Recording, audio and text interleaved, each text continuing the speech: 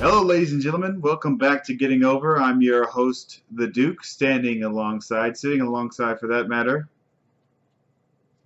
my good friend and colleague, Kenny Camino Jr.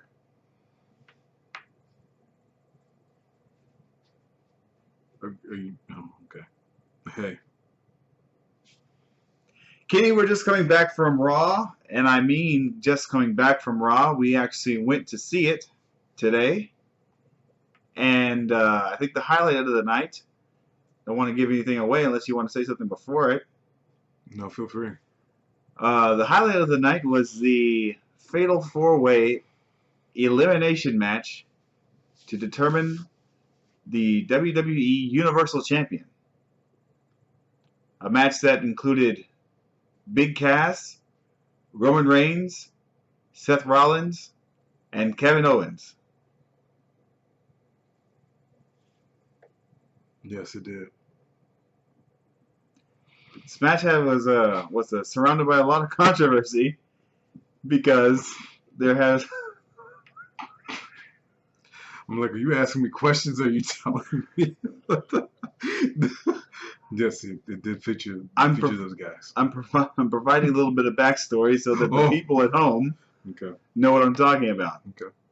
So this match was surrounded by a lot of controversy because it comes off of the heels of SummerSlam, in which the original winner of the Universal Championship, Finn Balor. It's not surrounded by controversy. A dude ripped his damn arm out of the socket.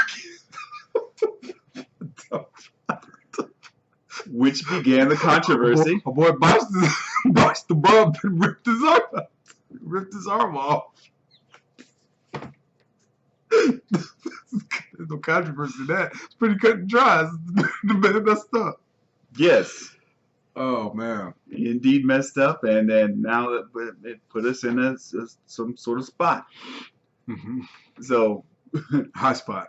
A high spot. A botched high spot. A botched high spot, exactly. Yeah. Which, by the way, people keep giving Rollins a lot of heat because they say, oh, it's his fault that Finn got hurt. It's absolutely Finn's fault that Finn got hurt.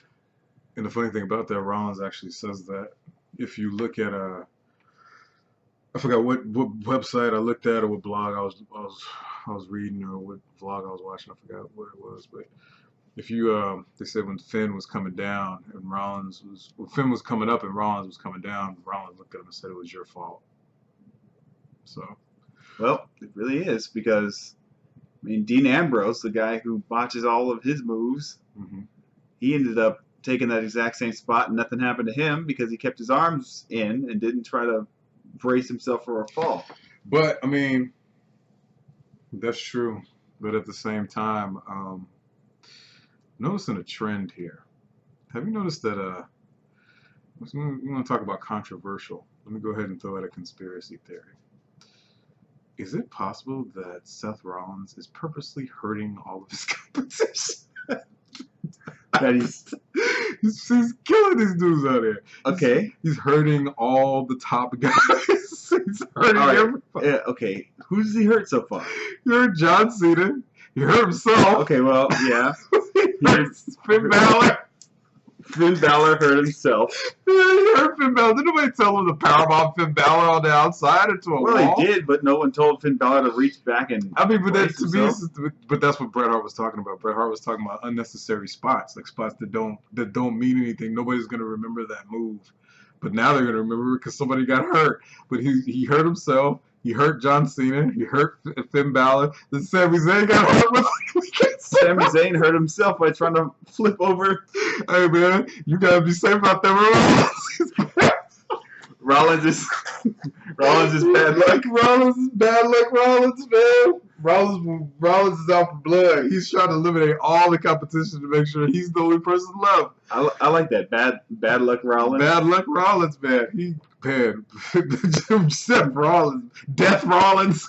Death Rollins, man. He's just, good God. He's out there just, man.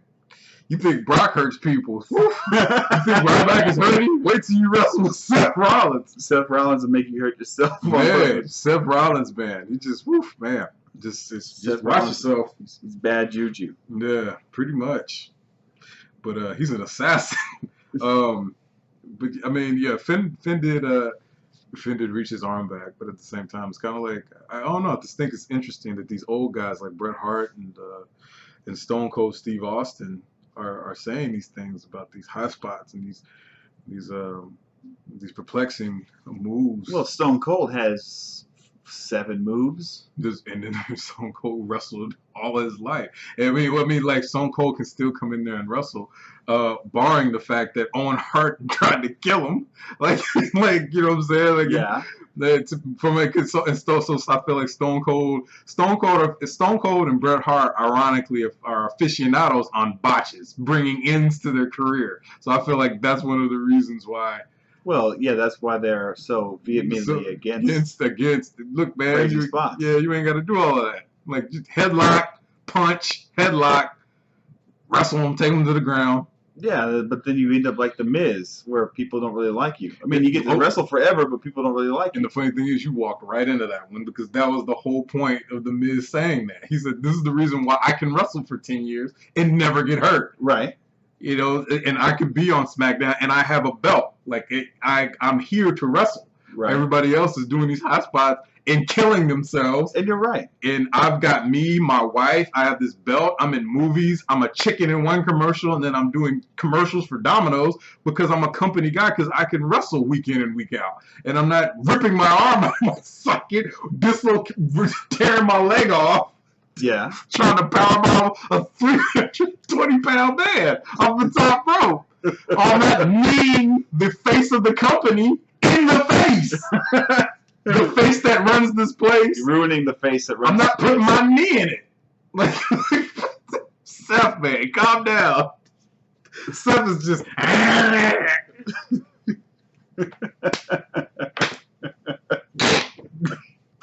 Seth bad, Seth destroy.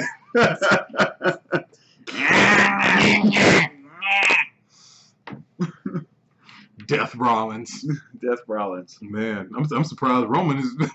What do you think Roman always be losing to him? Roman's like, whatever you want, Seth, just don't hurt me. Hey, the big dog can't take it, man. I'm all right, man. Roman just lays on the ground. Yeah. Oh, man. Whatever, it's not that important. Yep, the Dean Ambrose, he's scared Dean Ambrose so much to the point where Dean Ambrose is like, wait, Seth Rollins coming back? Oh, I'm going to SmackDown.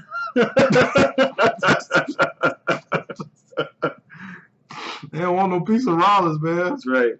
And Sami Zayn thought he could come in there. He was just like, oh, I'll take him, man. Y'all scared. My ankle. No, his ankle is just backwards. Yeah. Oh, yeah.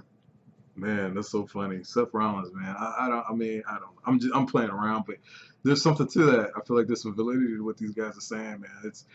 There's a reason why guys like Hulk Hogan and you know, and the Lugers and the Kennings and those guys could wrestle like forever because they didn't need to do all of that. They didn't put their body through so much to the point where, you know, you're risking injury every single night you wrestle. Right. You know, he's doing, and then Seth Rollins, he's doing a turnbuckle powerbomb in Europe for whatever reason. Yeah. And his knee snaps in half. What? Like, it's just I don't know. But, I mean, I understand that these guys, you know, they wrestle in these indies and they're doing this backyard crap and it's what makes you popular. And they don't want to abandon that because it got them to the show. It did get them to the show. But at the same time, you have to understand that, ask Finn Balor, when you get to the show, you gotta be able to stay here. Right. Because the slightest error can be the difference between you being champion and Kevin Owens being champion. But you see, and that's true, but you know, some of the most debilitating injuries happen from the most innocuous of moves. Like, very rarely these days do people really get seriously hurt with super high spots. Like, you'll see, like, Triple H tore his quad just running the ropes. You see Sami Zayn. That's because it's Triple H. Sami Zayn hurt his ankle doing a leapfrog. So okay, but Sami Zayn, you're doing a leapfrog and you're that's 220 pounds. That's like one of the first moves that you learn how to do. Like some guys running at the ropes and then you just jump over them. That's a leapfrog. I mean, He hurt himself doing that. Yeah, but that's something that okay. Let me put it to you this way: when we watch wrestling coming up, it's like 92, 91, 90. Ultimate Warrior's not doing no leapfrog. Hulk Hogan's not doing no leapfrog. Jake the Snake isn't doing no leapfrog. Everybody else does leapfrogs. But okay, if you can't compare wrestling in '92 versus well, yeah, wrestling I can't today. compare it because that's helping my point. If someone the wrestlers back version, then are wrestling, they wrestled for longer periods of time because they didn't do all this crap. At that point, I mean, like a moonsault was considered a huge pay-per-view level move. Exactly. And the reason why it was considered a huge pay-per-view level move is because the guys didn't want to do it. Like they were like, "Why do I need to do that?" Because they were afraid to do that. But exactly. Now everybody does that, so you have to step it up a little bit. Not necessarily. I feel like there's. I don't think there's anyone who could come in and wrestle like they did way back then in the early '90s and still be and be world champion. And be world champion or just a champion? Period. Well, you could always be the champion of all. Because Rusev doesn't do that, and Miz doesn't do that, and they're both champions, right? I'm talking about being like on this world champion scale of what they're talking about. I mean, you can't do that. I feel like it's. You can be the greatest mid-carder in the world. Miz was world champion, wasn't he? He was world champion. I mean, Miz. I mean, I'm just saying. Yeah, but do you remember that?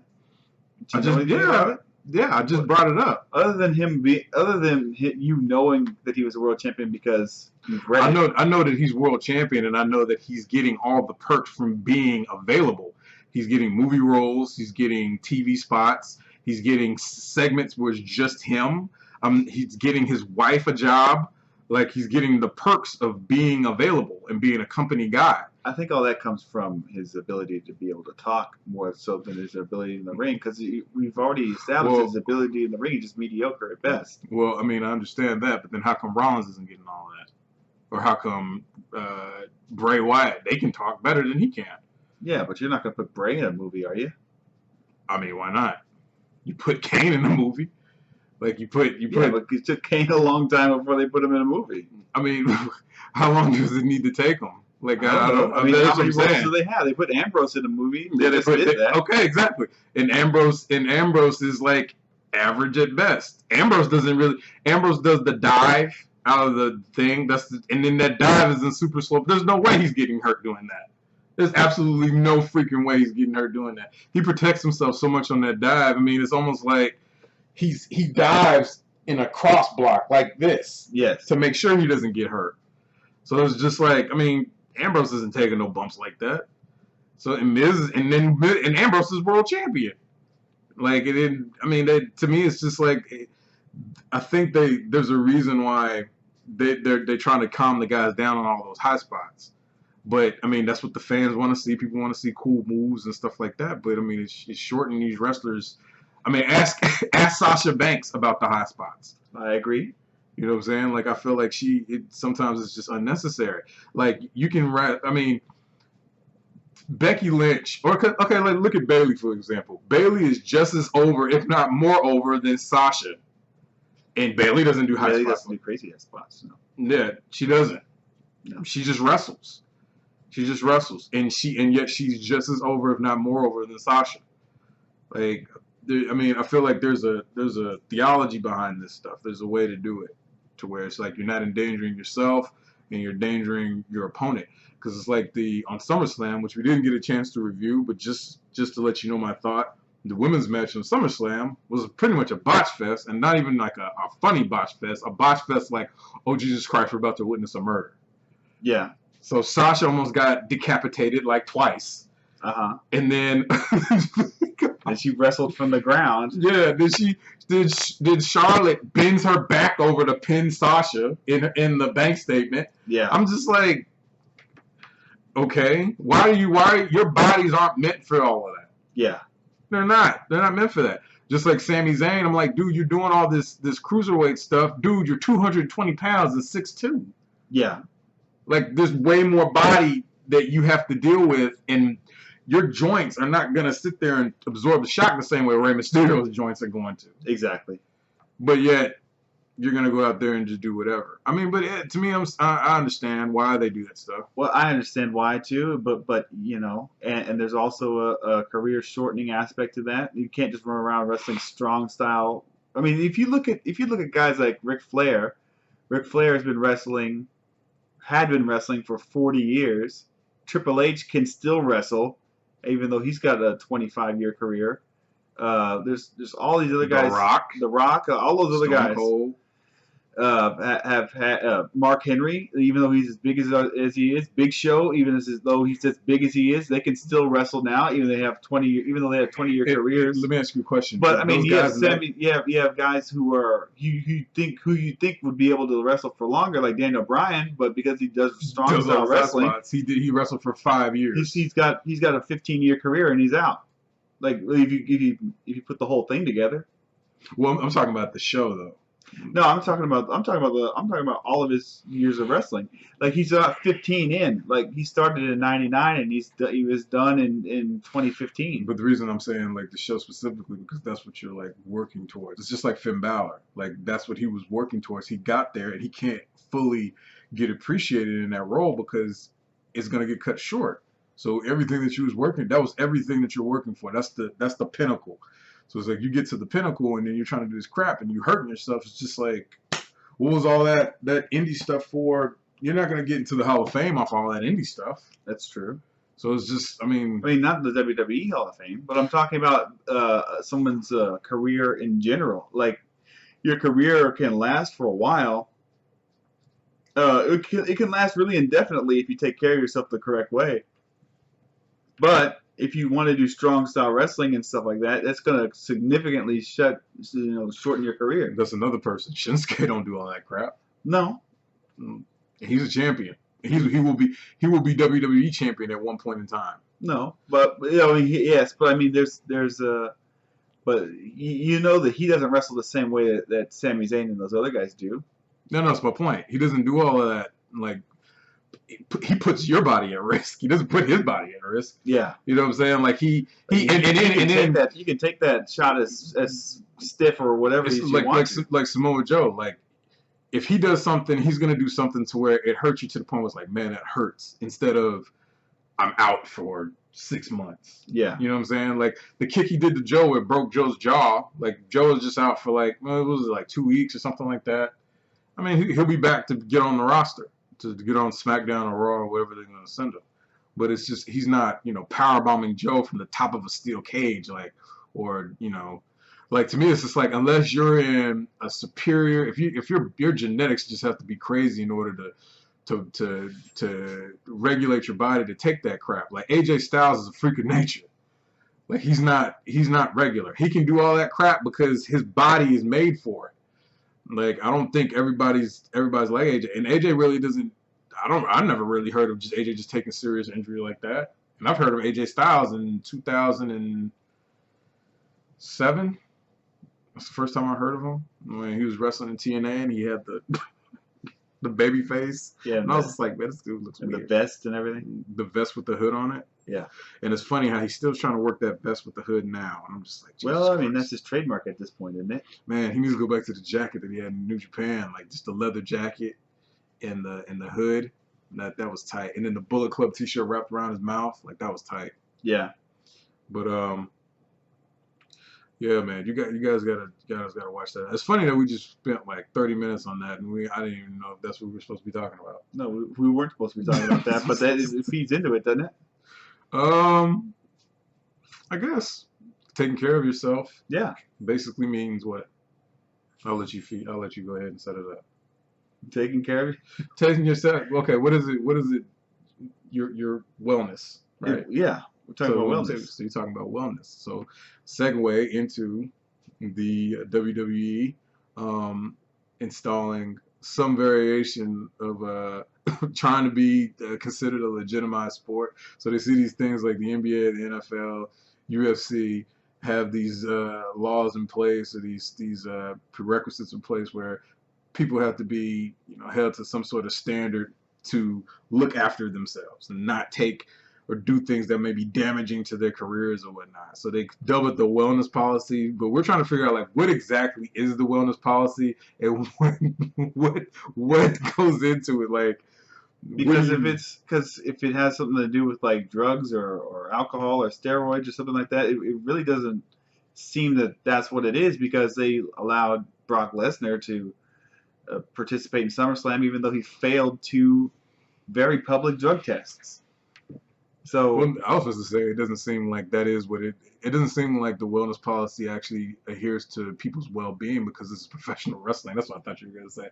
Like, well, people do stuff to damage their bodies all the time. but yeah, okay. There's also a physical element to a lot of different things. Like you could say there's a wellness policy attached to football, but football is a very damaging sport anyway. So Well, no. I'm talking about like from substances, not talking about from the rigorousness of what they're actually doing physically. I'm talking about they got to take supplements. They got to take. well, see, that's what I would think. Like that's where the wellness policy would go into effect when it has to do with taking drugs or some other form of steroid to maintain your health. But some of those, or a lot of those types of drugs are actually damaging to your health overall. You may come back from some sort of injury or something, but overall those things are incredible Hey, stresses on your heart. John Cena's on steroids. If y'all didn't know that. Absolutely, there's no way that John Cena could just go out and come back from a major injury months and months earlier without a bladder full of cloudy piss. There's no way he could do that. Those vignettes that they put together for John Cena where it says, "Hey, the doctor says I was going to be back in 9 months." Well, guess what, folks? I'm coming back in 5. I'm just like, okay, John. So you're 40. Based on what are you coming back? Like, how are you doing that? How are you doing that? Your body is regressing. It's not growing. It's the other way. Like once you pass your mid-30s, dude, your body doesn't start. Your body stops growing. Your body starts dying.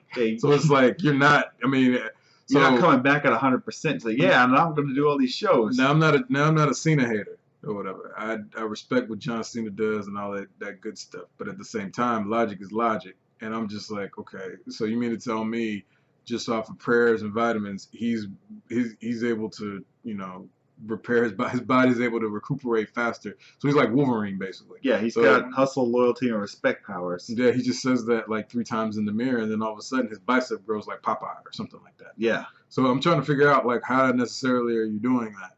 I mean, there could be a chance that you're just genetically blessed and gifted to the point where you can recuperate, your muscles can rebuild, and you can mend faster than normal people. I mean, that may be possible, but at 38, 40, I'm seriously skeptical. doubt it. Seriously doubt it. Kind of skeptical. Professional athletes don't come back from that type of injury. And the purpose of me even bringing up John Cena is the pinnacle. Like he's at the top of the company. So if John Cena may or may not be doing steroids or having, help that's not natural, I'm pretty sure, Bo Dallas is doing it and everybody in between. They would have to. If you're saying like John Cena's the #1 guy. Yeah. And he's doing it, like there's no way that he's the only guy that's doing it. I'm willing to bet that any one of those guys are pissing dirty at any point in time. The whole point I'm bringing up, or the reason I'm bringing any of this up, and John Cena and Bo Dallas and all this other stuff, is just like pretty much the wellness policy is BS.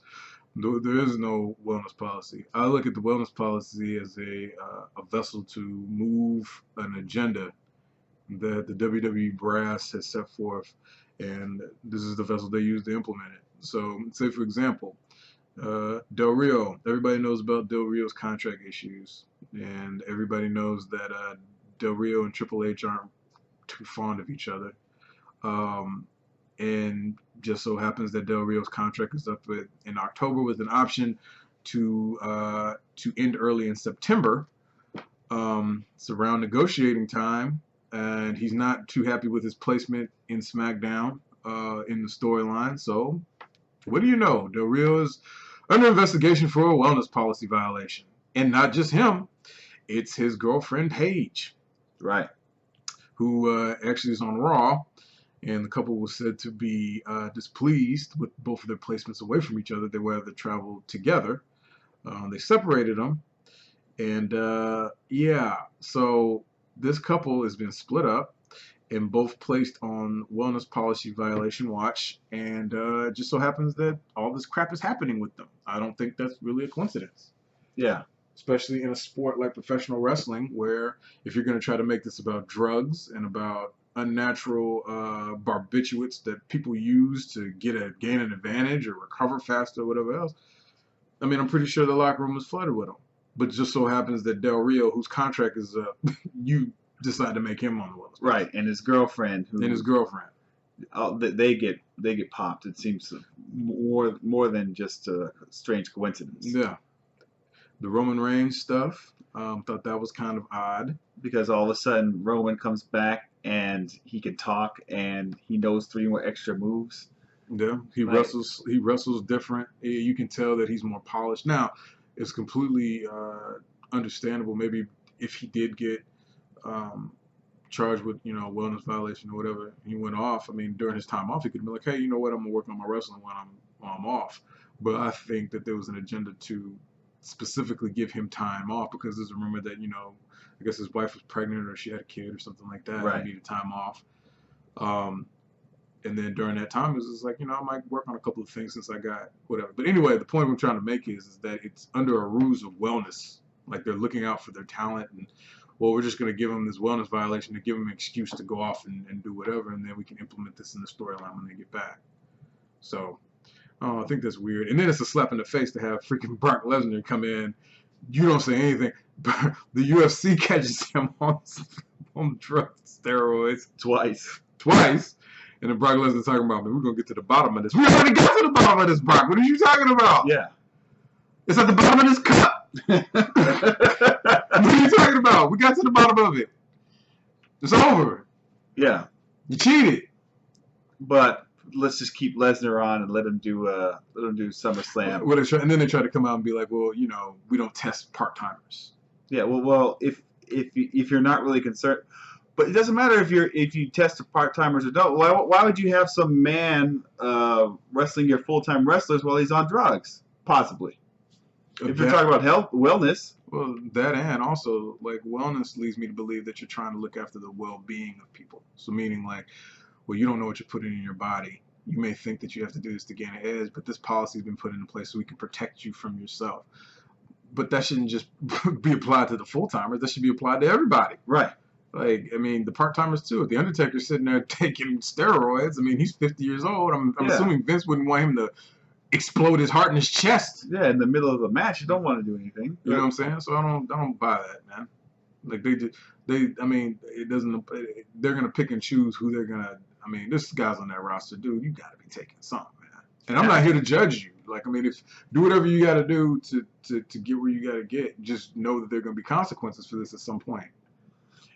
And I think the WWE and the top brass actually know that everyone is doing that right now. Like they have to, just because you're not just wrestling once a week. You're wrestling the house shows, and you're going back and forth in between all these different cities, try to do wrestling 3 and 4 times a week, and doing really strong, highly athletic stuff all the time. Like people would have to be doing something to manage their pain or manage their injuries. Any one of those guys in the locker room have to be on something. Yeah, and it's not even a speculation. This is going to be kind of messed up that what I'm about to say, but this is just real stuff. It's not a speculation. Vince McMahon, you got a graveyard full of dead wrestlers that's proof that's the case. That's true. You got your Eddie Guerreros and your Macho Man Randy Savages and all these guys. All of a sudden they have weird heart problems at 50. Eddie Guerrero gets in a bathtub, falls asleep, and his heart just says, fuck it, we're done. So, I mean, to me, it's just, all that's the byproduct of the spirit of Eddie Guerrero didn't like that. So he decided to lash out. And I'm sorry, Latino Heat. I love you. I miss you. You didn't need to mess with my. Oh, see, look, you messed up the tape on this. Look at that. They're not having it. Yeah. But to be honest with you, I mean, to me, that's what I'm saying. Like, don't sit there and try to make us feel like, oh, well, we care about our wrestlers, so we're gonna implement these rules that, if they get caught harming themselves, dude, you don't care about those guys like that. Like, I mean, to me, it's just like, where was this wellness policy with all these other guys that died? The Hennings and the Jericho, the Hennings, the Guerreros, the Savages, all these other guys, the Von Erichs, like, the Von Erichs and the Hollies, and then like all these other guys who have to retire because of all these health issues that come up. But then you say, oh, we really care about our wrestlers, but then you won't let them unionize or get collective bargaining, or you don't let them have lawyers. Yeah, you don't let them have lawyers when they get together to do their contract signings. The funny thing is, I mean, I understand they're independent contractors, but at the same time, you have to take from a corporate standpoint, you have to take some sort of corporate responsibility for your employees. They're still your employees, even though they're independent contractors. Like, you can't have these guys, you know, taking painkillers, steroids, and then they're taking recreational drugs to kind of deal with the fact that they're away from their families. You know, just the everyday stress of life. You know, if they want to smoke weed or whatever else, I mean, that's fine, but you know, you're putting them in a position to where it's just like the body has no choice but to give out at some point. That's right. That's right. But then, but now it's all about wellness. Yeah. So but basically what we're saying is, if you're gonna make it about wellness, make it about wellness, and don't sit here and give us this crap. Like, you know, it sounds like you're trying to use this as a guise to pass an agenda along to people that you either have a problem with, or people that you want to work on, or whatever. Like, be there for the wrestlers. Like, you know, and then treat everybody fairly. You can't have Brock, you know, coming in and doing what he wants. And that's just so embarrassing that he get caught twice by the UFC on some legit. But he's still in SummerSlam. But yet in the same breath, you're gonna be like, well, Roman Reigns was caught violating the wellness policy.